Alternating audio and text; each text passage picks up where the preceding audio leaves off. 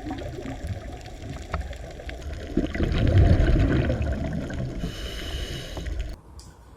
આપણે ગયા લેક્ચરમાં લીલના 3 વર્ગો અને એના સામાન્ય લક્ષણોની ચર્ચા કરી ગયા.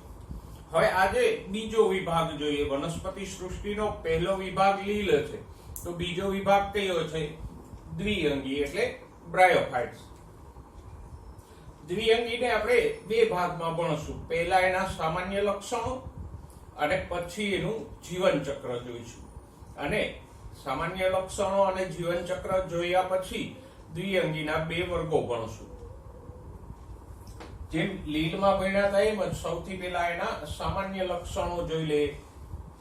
જો સામાન્ય લક્ષણોમાં દ્વિઅંગીને સૌથી પહેલા તો 2 વર્ગોમાં વિભાજિત કરવામાં આવે. કયા 2 વર્ગો? તો કે લીવરવર્ટ્સ અને મોસ. આ બંને વર્ગોની ચર્ચા આપણે આગળ કરશું સવિસ્તાર.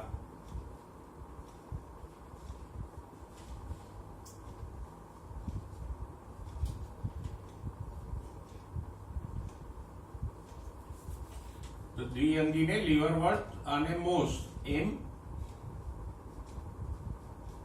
2 વર્ગોમાં વિભાજિત કરાય.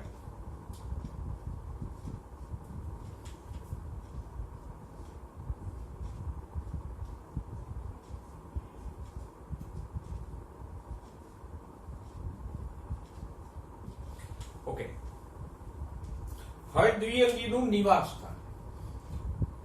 મોટાભાગની દ્વિઅંગીઓ જમીન ઉપર વસે છે, એ સાચું, પણ દ્વિઅંગીઓ એકદમ સૂકી જગ્યાએ નથી થતી. ભેજવાળી અને છાંયડાવાળી જગ્યાએ થાય. એકદમ તડકો હોય કે વધારે પડતો સૂકું વાતાવરણ હોય એમાં થતી નથી. તો ભેજ અને છાંયડા પ્રિય વિસ્તારોમાં ઉગે.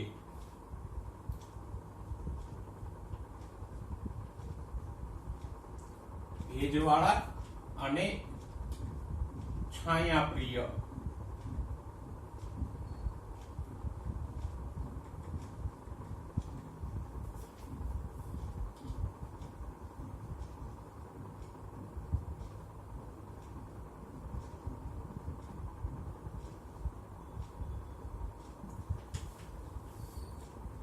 એટલે કે સામાન્યતઃ જંગલોની જમીન ઉપર, વૃક્ષોની છાલ ઉપર, કે ઇવન જૂની દિવાલો હોય કે જ્યાં વધારે તડકો ન આવતો હોય, તો ખાસ કરીને પ્લાસ્ટર વગરની દિવાલો હોય કે જેના પથ્થરો પાણી ચૂસી અને ભેજયુક્ત બની જાય, તો એવી જૂની દિવાલો ઉપર દ્વિઅંગીઓ પુષ્કળ પ્રમાણમાં આપણને જોવા મળે. તો આમ દ્વિઅંગીઓ ક્યાં થાય છે? ભેજવાળા અને છાંયડા પ્રિય વિસ્તારોમાં ઉગે. ઓકે, દ્વિઅંગીઓને વનસ્પતિ સૃષ્ટિના ઉભયજીવી પણ કહેવાય. જેમ દેડકા જેવા પ્રાણીઓને આપણે પ્રાણી સૃષ્ટિના ઉભયજીવીઓ કહીએ, એમ દ્વિઅંગીઓને વનસ્પતિ સૃષ્ટિના ઉભયજીવીઓ તરીકે ઓળખીએ.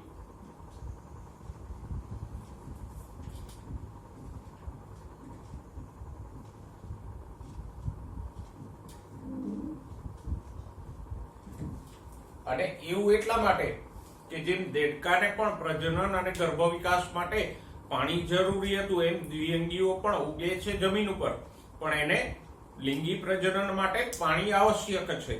તો અહીંયા આપણે કારણ પણ દર્શાવી શકીએ. ઉભયજીવીઓ તરીકે આપણે એને શા માટે ઓળખીએ છીએ? તો કે જમીન ઉપર ઉગે છે પણ લિંગી પ્રજનન માટે પાણી આવશ્યક છે.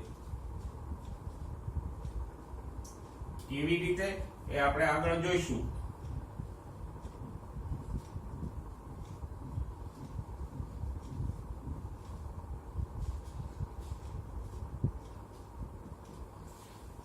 તો આમ દ્વિઅંગીઓ ઉભયજીવી તરીકે ઓળખાય. એટલે ખાસ ખ્યાલમાં રાખજો, તમને એવું પૂછે કે વનસ્પતિ સૃષ્ટિના ઉભયજીવીઓ કોણ છે? તો કે દ્વિઅંગીઓ. અને શા માટે? તો કે એ જમીન ઉપર ઉગે છે પણ એને લિંગી પ્રજનન માટે પાણી આવશ્યક છે, એટલા માટે એ વનસ્પતિ સૃષ્ટિના ઉભયજીવીઓ તરીકે ઓળખાય. નેક્સ્ટ, વનસ્પતિ અનુક્રમણમાં મુખ્ય ભાગ ભજવે.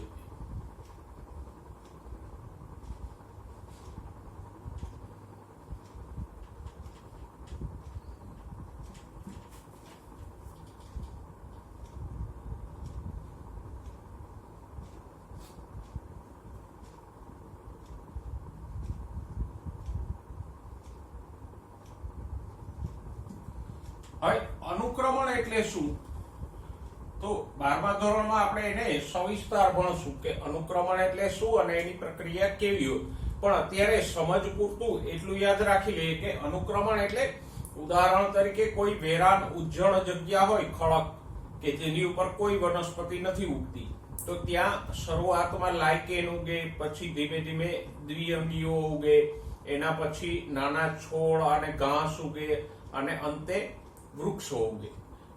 સાથે સાથે લાઇકેન, દ્વિઅંગી, છોડ, ઘાસ એમ ક્રમશઃ વનસ્પતિઓ બદલાતી જાય તો ખડક પણ તૂટી અને માટીમાં ફેરવાતો જાય. તો આ ખડક તૂટે અને માટીમાં ફેરવાય, સાથે સાથે ત્યાં વનસ્પતિઓનો પ્રકાર પણ બદલાય. આ આખી પ્રક્રિયાને શું કહેવાય? અનુક્રમણ. અને અનુક્રમણની પ્રક્રિયા પૃથ્વી ઉપર દરેક જગ્યાએ થઈ જ છે. તો અનુક્રમણ એટલે અત્યારે એટલું યાદ રાખો કે કોઈ વેરાન ખડક ઉપર ધીમે ધીમે એક પછી એક પ્રકારની વનસ્પતિઓનો વસવાટ થાય અને ખડક ક્રમશઃ માટીમાં ફેરવાતો જાય. તો એ પ્રક્રિયાને શું કહેવાય? અનુક્રમણ. અનુક્રમણમાં સૌથી પહેલા ખડક ઉપર ઉગતી કોઈ વનસ્પતિઓ હોય તો એ છે લાઇકેન, અને લાઇકેન પછી ઉગે દ્વિઅંગીઓ. તો આમ અનુક્રમણની ક્રિયામાં દ્વિઅંગીઓનો મુખ્ય ફાળો છે. અનુક્રમણમાં ક્યાંય લીલ કે ત્રિઅંગીઓ ભાગ ભજવતી નથી, પણ લાઇકેન અને દ્વિઅંગીઓ મહત્વનો ભાગ ભજવે છે. ઓકે, હવે જઈએ રચના ઉપર. તો દ્વિઅંગીઓની રચના કેવી છે? તો કે એનો વાનસ્પતિક દેહ સુકાય પ્રકારનો છે. એટલે કે વનસ્પતિનું જે શરીર છે, જે પ્રકાશ સંશ્લેષણ કરે છે, એ કેવો છે? તો કે સુકાય પ્રકારનો. સુકાય એટલે શું? એ આપણે જાણીએ છીએ. જેમાં પેશીઓ કે મૂળ પ્રકાંડ પર્ણ ના હોય એને આપણે સુકાય કહીએ. પણ લીલ કરતા વિભેદિત છે.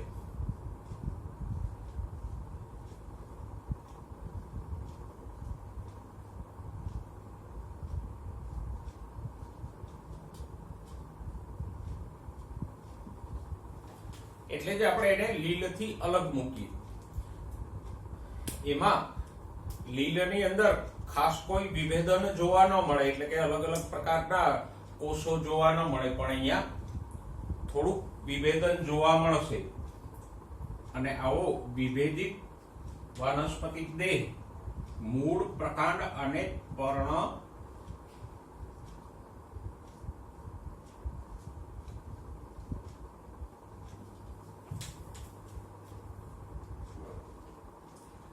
જેવી રચનાઓ ધરાવે. મૂળ, પ્રકાંડ કે પર્ણ નથી ધરાવતા, પણ એના જેવી રચનાઓ ધરાવે.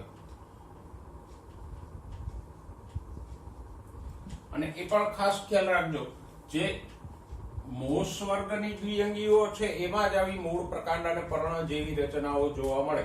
લીવરવર્ટ્સમાં પ્રકાંડ કે પર્ણ જેવી કોઈ રચનાઓ જોવા મળશે નહીં.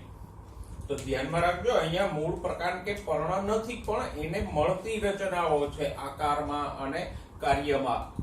પણ પેશી રચનાની દ્રષ્ટિએ ઉચ્ચ કક્ષાની વનસ્પતિના મૂળ, પ્રકાંડ કે પર્ણને એ મળતા નથી. ફક્ત આકાર અને કાર્ય એના જેવું છે. ખાસ અહીંયા બધી જ દ્વિઅંગીઓ મૂળને બદલે એક કોષીય કે બહુકોષીય મૂલાંગો ધરાવે.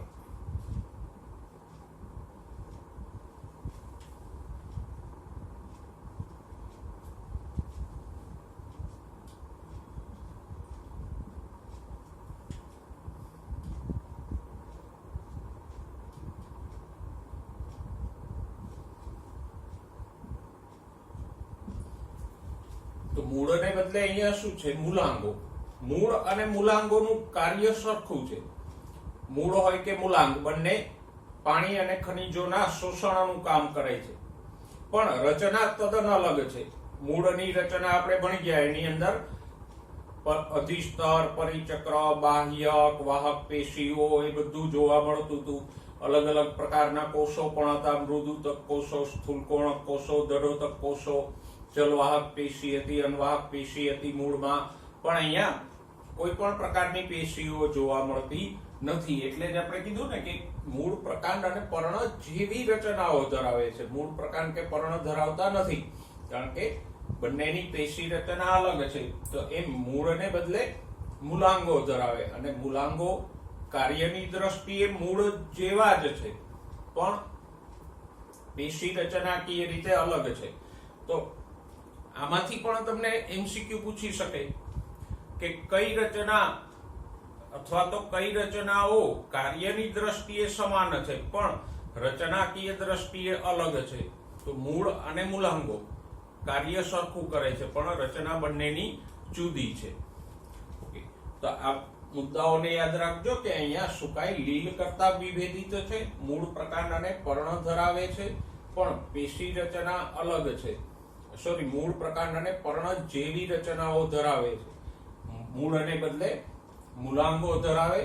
મૂલાંગો કાર્યની દ્રષ્ટિએ મૂળ જેવું જ કામ કરે છે, પાણી અને ખનિજોના શોષણ, પણ મૂળ અને મૂલાંગની પેશી રચના તદ્દન અલગ છે. ઓકે, તો આટલી આપણે રચનામાં ચર્ચા કરી. સામાન્ય લક્ષણોમાં ચર્ચા કરી. સૌથી પહેલા તો એના બે વર્ગોની વાત કરી કે દ્વિઅંગીને બે વર્ગોમાં વિભાજિત કરાય, લીવરવર્ટ્સ અને મોસ. દ્વિઅંગીઓનું નિવાસ સ્થાન ક્યાં છે? તો કે ભેજવાળા અને છાંયડાવાળા વિસ્તારોમાં ઉગે. સૂકા અને એકદમ તડકાવાળા વિસ્તારોમાં ઉગતી નથી, એટલે રણ પ્રદેશોમાં દ્વિઅંગી જોવા મળે નહીં.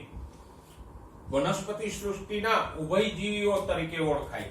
કારણ તો કે એને લિંગી પ્રજનન માટે પાણી આવશ્યક છે. બાકીનું જીવન એ સામાન્ય રીતે જમીન ઉપર ગુજારે છે. વનસ્પતિ અનુક્રમણમાં મહત્વનો ભાગ ભજવે કે લાઇકેન પછી અનુક્રમણમાં બીજા ક્રમે ઉગતી હોય તો એ દ્વિઅંગીઓ છે. મૂળ પ્રકાંડ પર્ણ જેવી રચનાઓ ધરાવે, પણ મૂળ પ્રકાંડ પર્ણ ધરાવતી નથી, અને મૂળને બદલે શું હોય? એક કોષીય કે બહુકોષીય મૂલાંગો આવેલા હોય.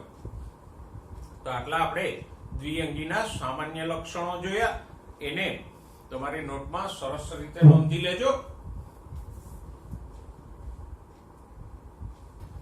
હવે દ્વિઅંગીનું જીવન ચક્ર જોઈએ. સામાન્ય લક્ષણો પછી જો વનસ્પતિઓનું જીવન ચક્ર એક વિશિષ્ટ પ્રકારનું હોય. પછી લીલ હોય, દ્વિઅંગી હોય, ત્રિઅંગી હોય કે અનાવૃત બીજધારી કે આવૃત બીજધારી હોય.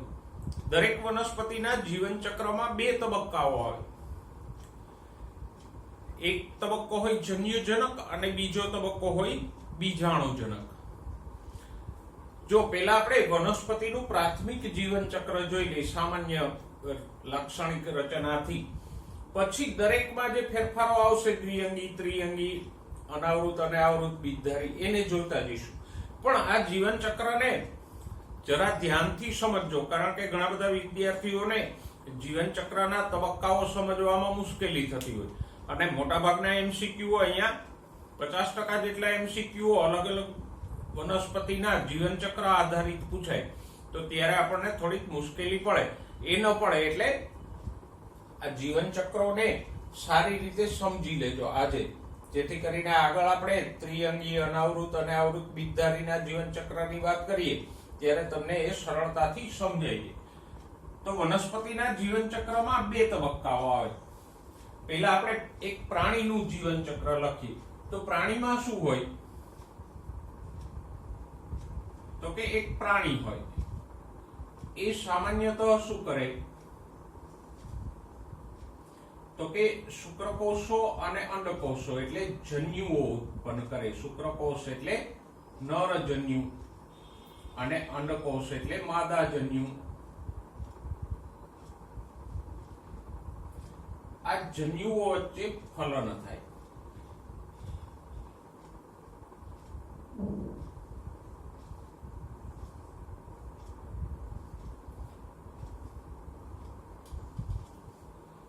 ફલનથી શું બને? તો કે ફલન થાય એટલે ફલિતાંડ બને, અથવા યુગ્મનજ. ફલિતાંડ માટે બીજો શબ્દ છે યુગ્મનજ. ફલિતાંડમાંથી ભ્રૂણ કે ગર્ભ બને. ક્યારેક ડિંભ પણ બને વચ્ચે, અથવા તો જો પ્રત્યક્ષ ગર્ભ વિકાસ હોય તો સીધો ભ્રૂણ, અને ભ્રૂણમાંથી બાળ પ્રાણી બની જાય. તો અહીંયા ફલિતાંડમાંથી સીધો કે આડકતરો વિકાસ થઈ અને બાળ પ્રાણી બન્યું. પણ વનસ્પતિઓનું જીવન ચક્ર આમ નહીં ચાલે. વનસ્પતિમાં ઉદાહરણ તરીકે એક છોડ હોય તો એ શું કરશે તો કે જન્યુઓ ઉત્પન્ન કરશે પ્રાણીની જેમ જ.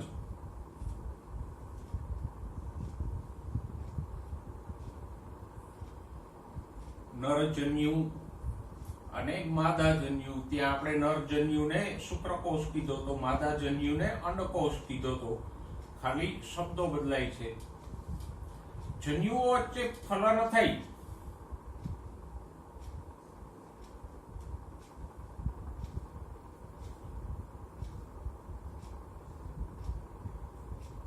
અને એને પરિણામે બને ફલિતાંડ.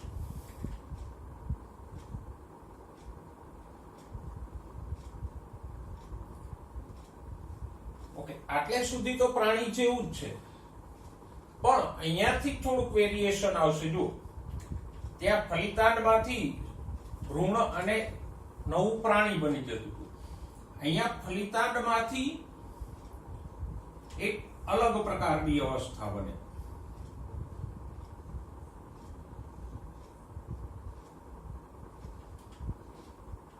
એક નવી જ રચના બને, એને કહેશું બીજાણુજનક.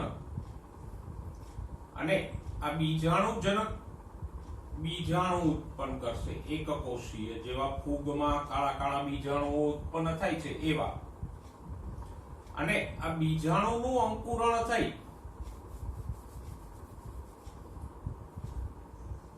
બીજાણુઓ કેવી રીતે ઉત્પન્ન થશે તો કે અર્ધીકરણના વિભાજનથી ઉત્પન્ન થશે. કોષ વિભાજનના બે પ્રકારો છે, સમવિભાજન અને અર્ધીકરણ. એ પૈકી અર્ધીકરણ પ્રકારે વિભાજન થઈ અને બીજાણુ ઉત્પન્ન થશે.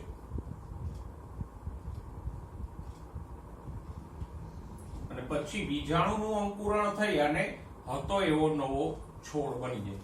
તો જો ફલિતાંડની રચના પછી બંનેમાં તફાવત છે. આ વનસ્પતિનું જીવન ચક્ર, પેલું પ્રાણીઓનું જીવન ચક્ર. તો અહીંયા ફલિતાંડમાંથી સીધો નવો હતો એવો છોડ નથી બનતો, પણ એક બીજાણુજનક નામની રચના બને. એમાં અર્ધીકરણથી બીજાણુ ઉત્પન્ન થાય ને એ બીજાણુમાંથી નવો છોડ ઉત્પન્ન થાય. તો છે ને બેમાં અલગ.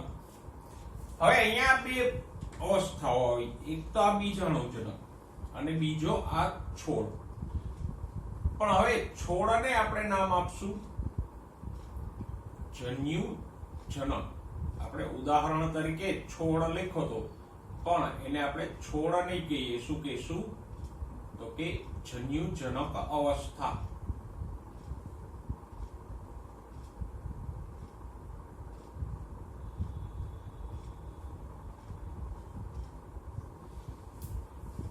તો અહીંયા બે અવસ્થાઓ આવી. એક જન્યુજનક હતી, એને જન્યુઓ ઉત્પન્ન કર્યા અને લિંગી પ્રજનનથી ફલિતાંડ બન્યું. એમાંથી બીજાણુજનક બની. બીજાણુજનક અવસ્થાએ અલિંગી પ્રજનનથી બીજાણુઓ ઉત્પન્ન કર્યા. જો બીજાણુઓની આપણે ચર્ચા કરી ફૂગમાં, લીલમાં કે ચલ કે અચલ બીજાણુઓ દ્વારા અલિંગી પ્રજનન થાય.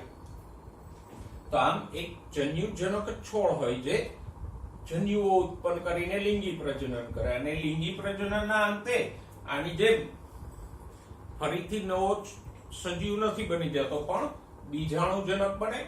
બીજાણુજનક બીજાણુ ઉત્પન્ન કરે અને એના દ્વારા પાછો હતો એવો જન્યુજનક ઉત્પન્ન થાય. તો આમ અહીંયા બે અવસ્થાઓ આવે, કઈ જન્યુજનક અને બીજાણુજનક. આવા નામ એટલે આપ્યા કે આ અવસ્થા જન્યુઓ ઉત્પન્ન કરે છે. અવસ્થા એટલે છોડ પણ હોઈ શકે. તો આ છોડ જન્યુઓ ઉત્પન્ન કરે છે, માટે એને શું કીધું? જન્યુજનક. આ છોડ બીજાણુઓ ઉત્પન્ન કરે છે, માટે એને શું કીધું? બીજાણુજનક. બંને છોડ કદ આકારમાં સરખા પણ હોઈ શકે અથવા ન પણ હોઈ શકે, એ મહત્વનું નથી, પણ બે અવસ્થાઓ આવે છે. આવું કંઈક પ્રાણીઓમાં પણ આવ્યું હતું. ક્યાં આવ્યું હતું? ઓબેલિયા જેવા કોષ્ઠાંતરી સમુદાયના પ્રાણીઓમાં, કે જ્યાં બે સ્વરૂપો મળતા હતા, છત્રક અને પુષ્પક. આપણે અહીંયા એનું જીવન ચક્ર પણ દોર્યું હતું કે છત્રકમાં લિંગી પ્રજનન થઈ અને પુષ્પક સ્વરૂપ ઉત્પન્ન થાય. પુષ્પક સ્વરૂપો અલિંગી પ્રજનન કરી અને છત્રક સ્વરૂપ ઉત્પન્ન કરે. તો અહીંયા પણ એવું જ છે. જુઓ, પુષ્પક છત્રકને બદલે શું છે? જન્યુજનક, બીજાણુજનક. જન્યુજનક અવસ્થા લિંગી પ્રજનન થી બીજાણુજનક ઉત્પન્ન કરે અને બીજાણુજનક અવસ્થા અલિંગી પ્રજનન થી જન્યુજનક ઉત્પન્ન કરે. તો આમ બધી જ વનસ્પતિઓના જીવન ચક્રમાં બે અવસ્થાઓ આવે છે. કઈ? જન્યુજનક અને બીજાણુજનક. અને બે એકાંતરે આવે. એક જન્યુજનક હોય તો એમાંથી બીજાણુજનક, બીજાણુજનકમાંથી જન્યુજનક, પાછો બીજાણુજનક, જન્યુજનક, રાત પછી દિવસ, દિવસ પછી રાત, પછી દિવસ, રાત, એમ જન્યુજનક પછી બીજાણુજનક, જન્યુજનક, બીજાણુજનક. તો બે અવસ્થાઓ છે અને એક પછી એક આવે છે. આને શું કહેવાય? એકાંતર જનન.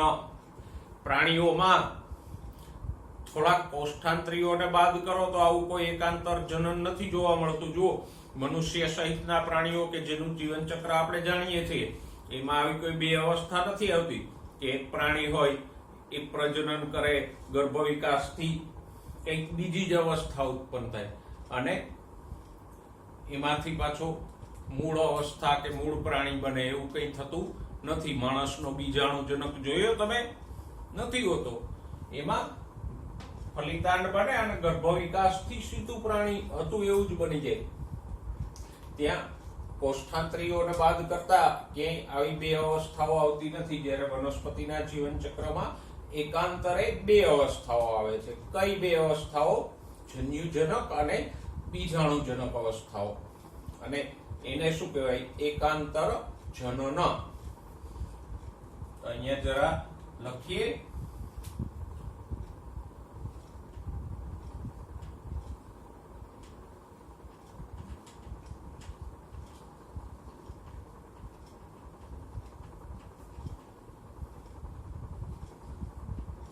વનસ્પતિઓના જીવનમાં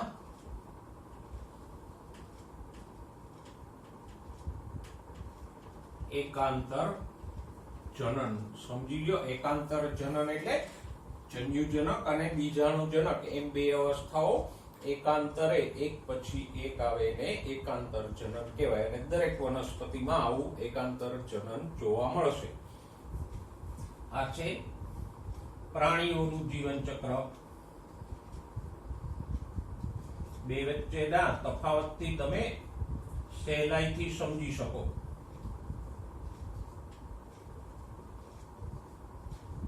કારણ કે આ પ્રકરણમાં સૌથી અઘરો મુદ્દો હોય તો વનસ્પતિઓના જીવન ચક્રો. તો આને પણ તમારી નોટબુકમાં સરસ રીતે નોંધી લો. વનસ્પતિઓનું જીવન ચક્ર અને પ્રાણીઓનું જીવન ચક્ર, અને બરાબર સમજી લો.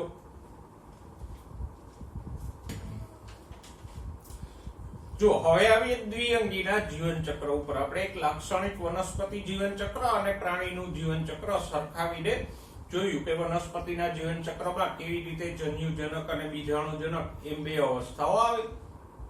ઓકે, પણ લીલ, દ્વિઅંગી, ત્રિઅંગી, અનાવૃત બીજધારી અને આવૃત બીજધારી બધામાં આ અવસ્થાઓ સરખી નહીં હોય. લીલમાં જન્યુજનક અવસ્થા લીલ અને દ્વિઅંગીમાં મોટી છે, બીજાણુજનક અવસ્થા ટૂંકી છે. જ્યારે ત્રિઅંગી, અનાવૃત કે આવૃત બીજધારીમાં બીજાણુજનક અવસ્થા મોટી થઈ જશે અને જન્યુજનક અવસ્થા નાની થઈ જશે. જેમ આપણે પણ રાત અને દિવસ બંને આવે જ છે, પણ ક્યારેક રાત ટૂંકી હોય, દિવસ લાંબો હોય, ક્યારેક દિવસ ટૂંકો હોય, રાત લાંબી હોય. તો એમ અહીંયા પણ આ બે અવસ્થાઓ નાની અને મોટી એમ થતી રહેશે. સામાન્ય નિયમ એવો છે કે લીલથી જેમ જેમ આપણે આવૃત બીજધારી તરફ જઈએ એમ એમ જન્યુજનક અવસ્થા નાની થતી જાય અને બીજાણુજનક અવસ્થા મોટી થતી જાય.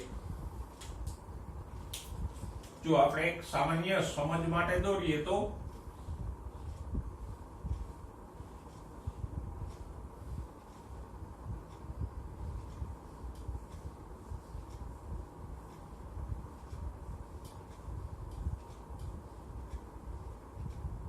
લીલ, દ્વિઅંગી, ત્રિઅંગી,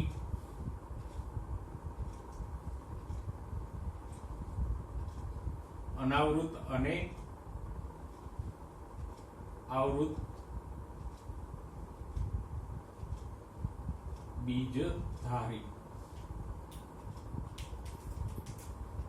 તો આપણે આ 5 વિભાગો પાડી દઈએ, પણ અનાવૃત આવૃતનું જીવન ચક્ર સરખું છે એટલે આપણે એને એક સાથે લઈ લઈશું.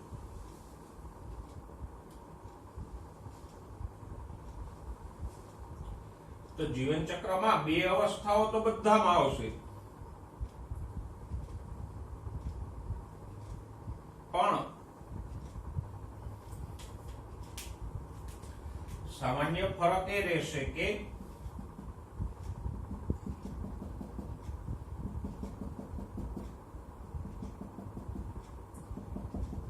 જેમ જેમ આપણે લીલથી આવૃત બીજધારી તરફ જઈશું એમ જન્યુજનક અવસ્થા મોટી થતી જશે અને બીજાણુજનક અવસ્થા જન્યુજનક અવસ્થા નાની થતી જશે અને બીજાણુજનક અવસ્થા મોટી થતી જશે.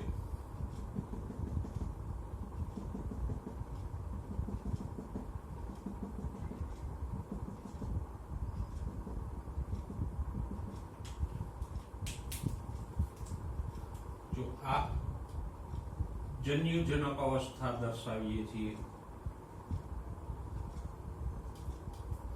અને આ બીજાણુજનક અવસ્થા છે.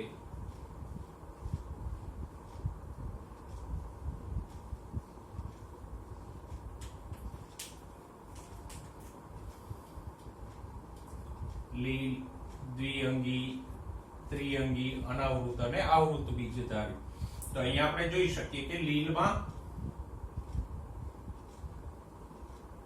જન્યુજનક અવસ્થા એકદમ વિસ્તૃત છે, જ્યારે બીજાણુજનક અવસ્થા એકદમ નાની છે. પણ જેમ જેમ આપણે આગળ જઈશું એમ બીજાણુજનક અવસ્થા મોટી થતી જાય છે અને અહીંયા જો આવૃત કે અનાવૃત બીજધારીમાં જન્યુજનક અવસ્થા તદ્દન નાની છે જીવન ચક્રમાં, બીજાણુજનક અવસ્થા વિસ્તૃત અને મોટી છે. તો આમ બંને અવસ્થાઓ બધી જ વનસ્પતિમાં આવશે, પણ ફેરફાર થતો રહેશે. કોઈમાં જન્યુજનક મોટી હોય તો કોઈમાં બીજાણુજનક મોટી હોય, અને આ ફેરફારો જ તમારે સમજવાના છે. ઓકે, જોઈએ અત્યારે આપણે દ્વિઅંગીનું જીવન ચક્ર અને સમજવાનો પ્રયત્ન કરીએ. આપણે માર્ટેન્સિયા નામની દ્વિઅંગીના જીવન ચક્રના ઉદાહરણથી ભણશું. તો માર્ટેન્સિયાનો છોડ કંઈક આવો હોય, આમ જમીન ઉપર પથરાયેલો, એકાદ 2 સેન્ટીમીટર જેટલો નાનો અને આમ કાગળ જેવો પાતળો હોય કે જે આવો દ્વિશાખી અને જમીન ઉપર પથરાયેલો હોય.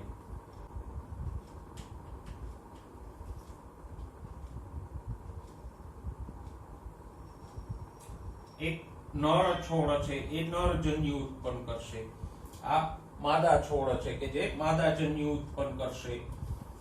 અહીંયા આપણે નિશાનીઓ લગાવી દઈએ બંનેની. ઉદાહરણ તરીકે આ નર છોડ છે તો આ નરની નિશાની, આ માદા છોડ છે કારણ કે એ માદા જન્યુ ઉત્પન્ન કરે છે. ઓકે, તો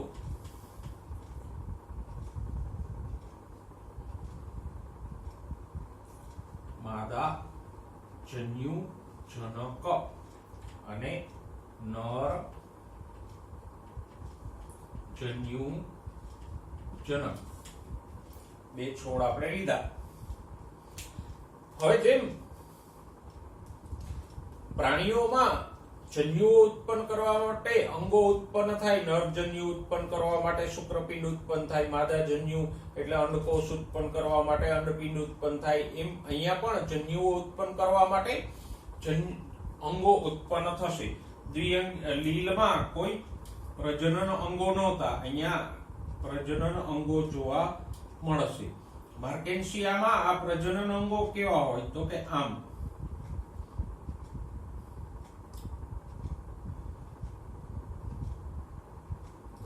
આમ કંઈક અંશે છત્રી આકારના.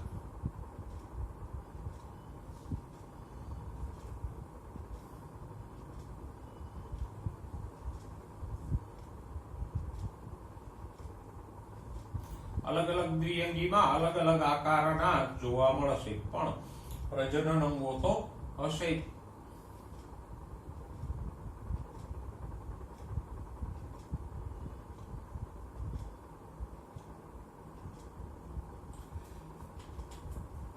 હવે આ જે દંડ છે એને કહેવાય ધાની ધર. આ માદાજન્યુ જનકના પ્રજનન અંગમાં જે દંડ છે એને કહેશું સ્ત્રીજન્યુ ધાની દર, કારણ કે એની ઉપર સ્ત્રીજન્યુ ધાની હોય.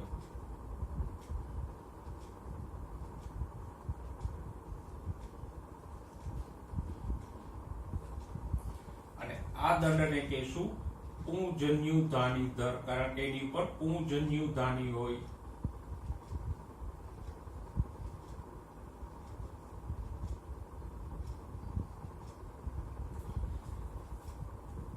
અને જન્યુધાનીઓ અહીંયા આવેલી હોય આ ભાગોમાં.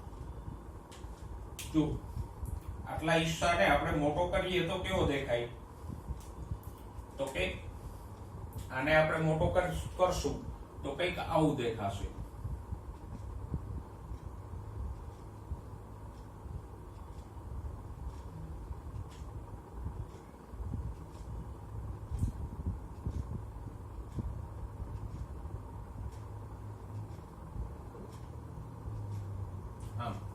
આ ભાગનો ઉભો છેદ લઈ અને આપણે વિસ્તૃત દોરીએ તો કંઈક આ રીતે દેખાશે. અને આની અંદર આમ અનેકો ગદાકારની પુંજન્યુ ધાનીઓ હોય, ઘણી બધી.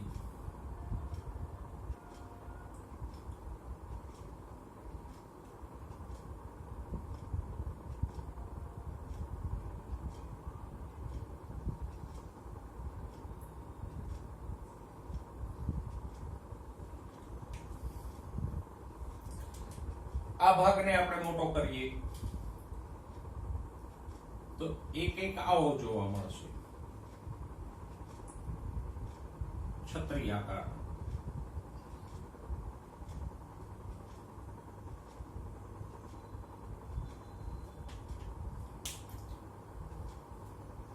અને એની અંદર નીચેના ભાગે આમ ઘણી બધી ઊંધા ચંબુ જેવી સ્ત્રીજન્યુ ધાનીઓ જોવા મળશે.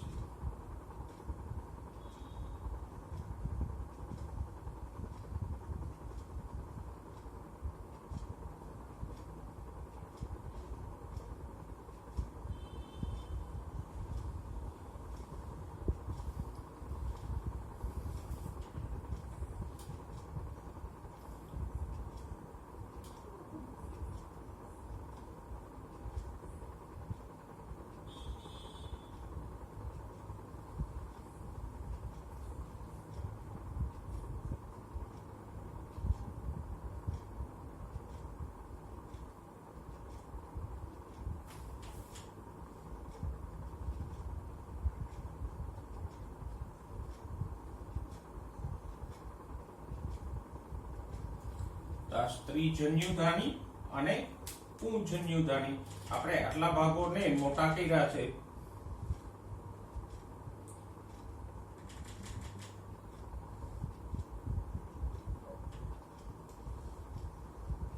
ઓકે, આગળ જઈએ. હજુ આ સ્ત્રીજન્યુધાની અને પુંજન્યુધાની ને આપણે મોટી કરીને દોરીએ.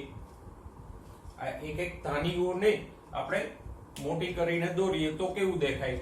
તો કે પુંજન્યુધાની કંઈક આવી દેખાશે, ગદા આકારની.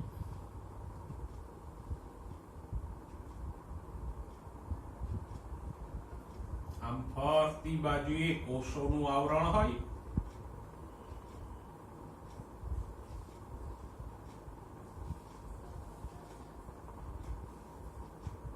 અને નીચે એક દંડ જેવી રચના હોય. તો આ થઈ પુંજન્યુધાની. અને વચ્ચેના ભાગમાં નાના નાના કસાધારી ચલપુંજન્યુઓ હશે.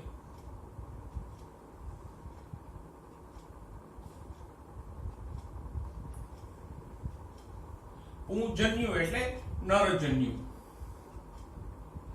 અને કસા દ્વારા પ્રચલન કરે છે એટલે કે શું? ચલપુંજન્યુ. લીલમાં પણ ક્લોરોફાઇસી ફિઓફાઇસીમાં કસાવાળા જન્યુઓ જોવા મળતા હતા. ઓકે, નેક્સ્ટ એક સ્ત્રીજન્યુ ધાનીને આપણે વિસ્તૃત કરીને દોરીએ તો એ કંઈક ચંબુ આકારની દેખાશે. આમ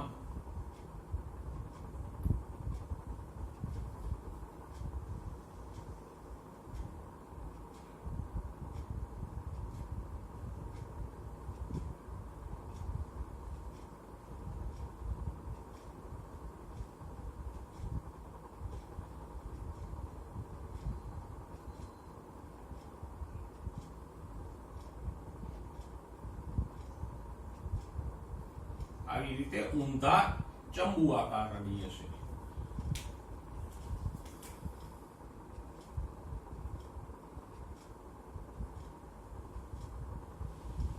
અને જેમ પુંજન્યુ ધાનીમાં ચલપુંજન્યુઓ ઉત્પન્ન થતા હતા, એમ આ સ્ત્રીજન્યુ ધાનીમાં માદાજન્યુ એટલે અંડકોષ ઉત્પન્ન થશે. તો બે ધાનીઓ એના નામ પ્રમાણે જન્યુઓ ઉત્પન્ન કરે છે. આને કહીશું માદાજન્યુ અથવા અંડકોષ.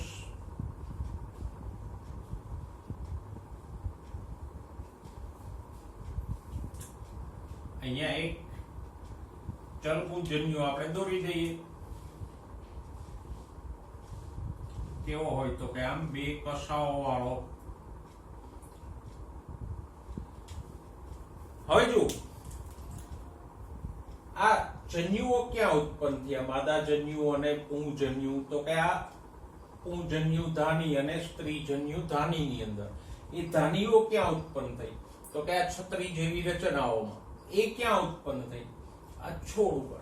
તો આ જે છોડ છે એ જન્યુઓ ઉત્પન્ન કરે છે, માટે જ આપણે એને શું કીધું? જન્યુજનક. આ છોડ માદાજન્યુ ઉત્પન્ન કરે છે એટલે માદાજન્યુજનક. આ છોડ નરજન્યુ ઉત્પન્ન કરે છે માટે નરજન્યુજનક. ભલે આપણે દોર્યું છે આમ, પણ આ જન્યુઓ ઉત્પન્ન ક્યાં થયા છે? અહીંયા આની અંદર આ ભાગ છે ત્યાં પુંજન્યુ ઉત્પન્ન થયો, આ ભાગમાં સ્ત્રીજન્યુ ઉત્પન્ન થયો, અને આ ભાગો ક્યાં છે? છોડ ઉપર. તો આ છોડને આપણે જન્યુઓ ઉત્પન્ન કરે છે માટે જ શું કીધું? જન્યુજનક. ઓકે, હવે તો સિમ્પલ છે. જન્યુઓ ઉત્પન્ન થાય તો એની વચ્ચે સ્વાભાવિક રીતે જ પ્રજનન થાય.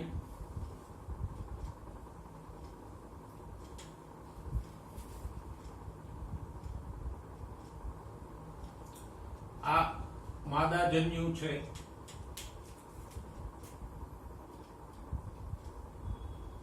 એની ફરતેના કોષો છે.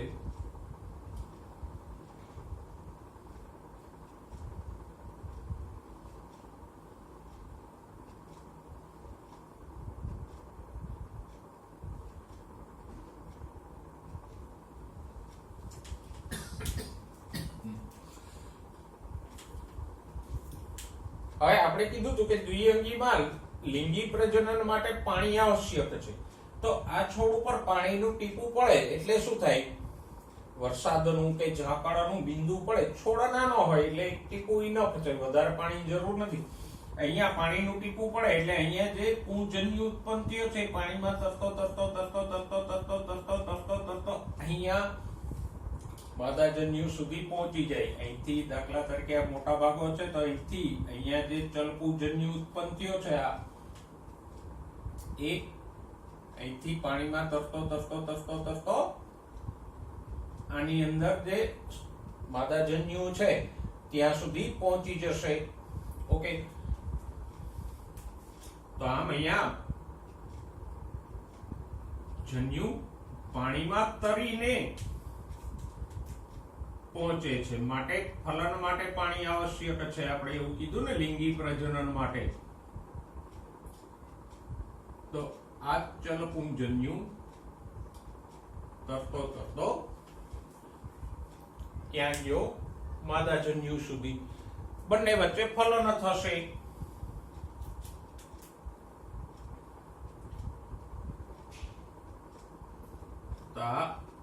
નરજન્યુ અને માદાજન્યુ વચ્ચે શું થશે? ફલનની ક્રિયા થશે.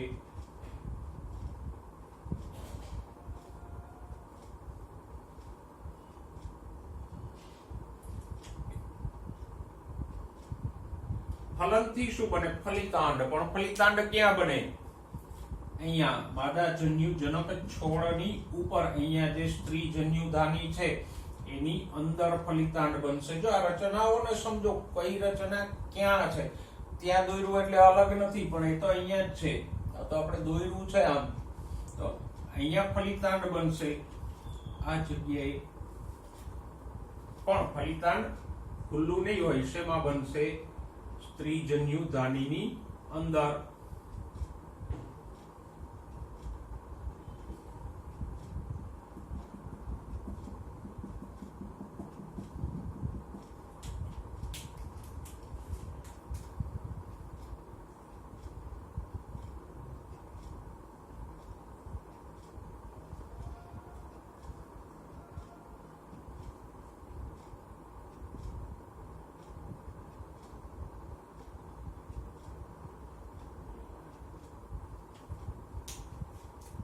તો ફલનને પરિણામે આ બેનું ફલિતાંડ અથવા યુગ્મન જ.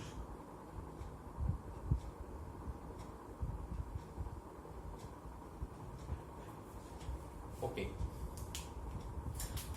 તો આ દરેક સ્ત્રીજન ધાનીઓ અહીંયા હતી, એ બધાની અંદર હવે ફલન થઈ અને ફલિતાંડો બનશે.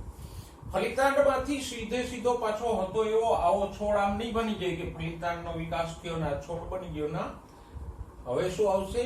આ જન્યુજનક હતી, ફલન થયું તો શું આવશે? બીજાણુજનક અવસ્થા આવશે. ફલિતાંડમાંથી એક વિશિષ્ટ પ્રકારની રચના વિકસે.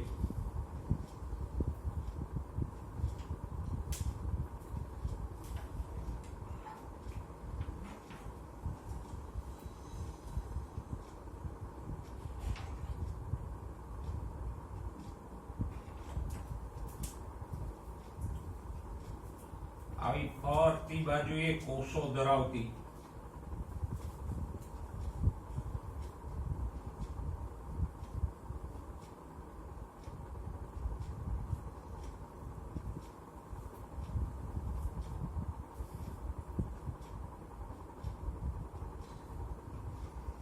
ફલિતાંડનું વિભાજન થાય સમવિભાજનથી, એટલે આમ ઘણા બધા કોષો વાળી એક રચના બને.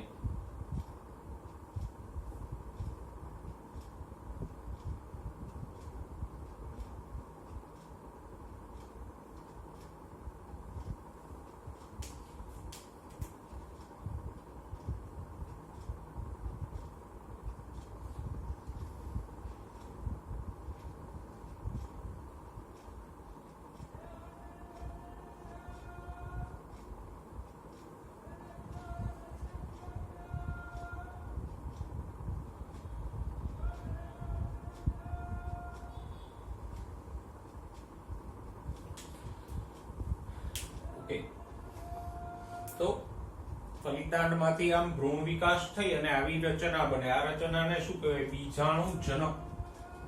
એમાં ત્રણ ભાગો હોય. આ જે ભાગ છે કે જે અહીંયા ખૂંપેલો છે એને કહેશું પાદ. પછીનો ટૂંકો દંડ જેવો આ ભાગ છે એને કહેશું પ્રાવર દંડ.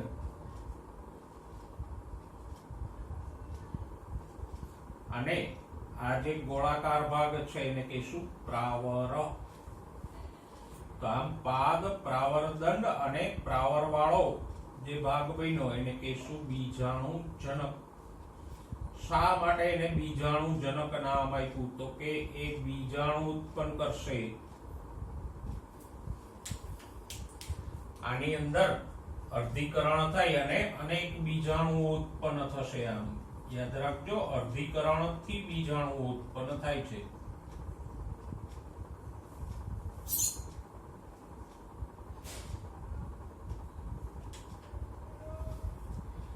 તો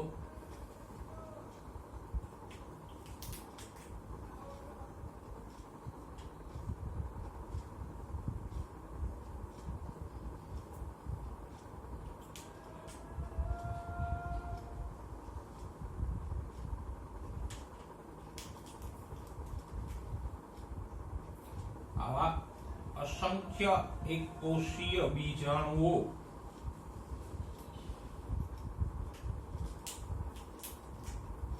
ક્યાં ઉત્પન્ન થશે? આ ભાગમાં. અને આખો ભાગ દોરેલો છે એ શેમાંથી બન્યો છે? ફલિતાંડમાંથી.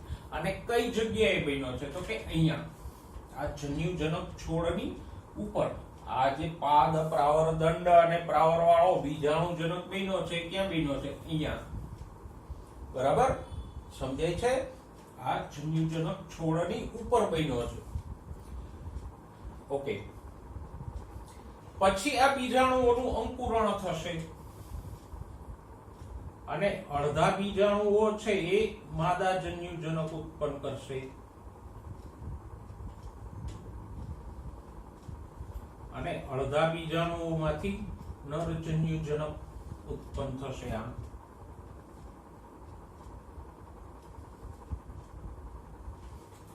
તો જો અહીંયા આપણે જોઈ શકીએ કે આ જન્યુજનક છોડ હતા એની ઉપર પેલા જન્યુઓ ઉત્પન્ન થયા, માદા જન્યુ અને ચલપુંજન્યુઓ. અહીંયા નર ચલપુંજન્યુઓ, નર જન્યુ ઉત્પન્ન થયા, અહીંયા માદા જન્યુઓ ઉત્પન્ન થયા. એની વચ્ચે ફલન થયું એટલે અહીંયા ફલિતાંડ બન્યું અને પછી ફલિતાંડમાંથી નવો છોડ ન બન્યો પણ આવો પાદ, પ્રાવર, દંડ અને પ્રાવર વાળો એક બીજાણુજનક બન્યો. એ બીજાણુજનકની અંદર આવા અસંખ્ય બીજાણુઓ ઉત્પન્ન થયા અહીંયા જ. પછી એ બીજાણુઓ હવા કે પાણી દ્વારા વિખરાય અને એનું અંકુરણ થાય તો આવા નવા જન્યુજનક બને. તો આ જન્યુજનક છોડ છે એની ઉપર બીજાણુજનક અવસ્થા બની. તો અહીંયા બે અવસ્થાઓ તો છે પણ બેને આપણે આકૃતિમાં આ રીતે વિભાજિત કરી શકીએ. અર્ધીકરણ ફલનથી અર્ધીકરણ સુધીની અવસ્થા છે એને શું કહેવાય? બીજાણુજનક.